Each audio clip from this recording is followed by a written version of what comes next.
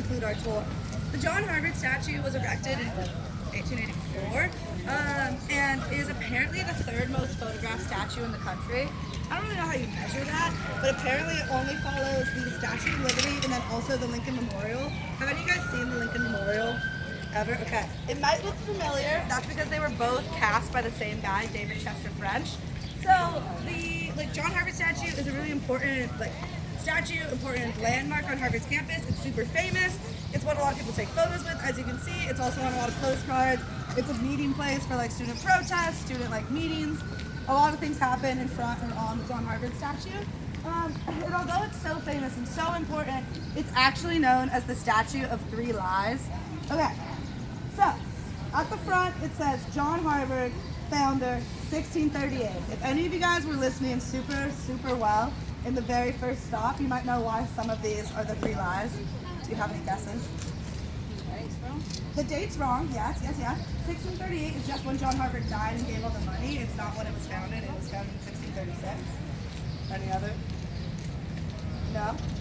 Okay, so John Harvard wasn't the actual founder. The Massachusetts Bay Colony founded it. He just died and gave a bunch of money to it. We give him all the credit in all the world. Yes, and then the last lie, you would not be able to get this from my tour. I didn't know this until I started giving these things. That's not John Harvard. That's some other dude. So when Harvard Hall burned down, it had not only all of John Harvard's original book collection, it also housed every painting, every description, every reference to what he looked like.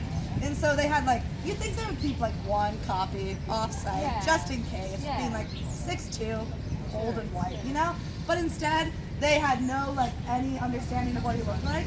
So when that burned down, every single reference burned down with it, and they needed someone to model their statue after. So they chose a dude by the name of Sherman Hoare, who was a graduate in the class of 1884.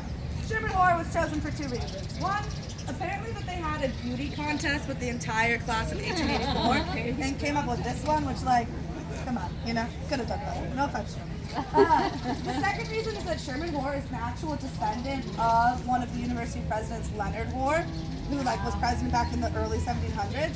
So on Harvard's campus, there's a tradition to name upperclassmen houses, so where you live as an upperclassman student, after university presidents. So I live in Quincy House, named after President Quincy. President Eliot House, President Lowell House. For understandable reasons, the university did not want to name an upperclassman house after President Hoare.